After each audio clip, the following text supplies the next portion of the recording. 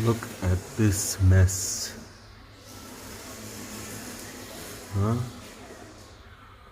All that shit on here. They try to reuse the old. Yeah, something. They've tried to reuse the old gasket. They put a bunch of silicone on here. Way too much. It didn't seal properly. They put silicone on one side. So the one side that they didn't put silicone sealed, and the side that they put too much silicone didn't seal.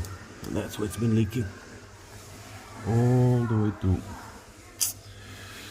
Shame.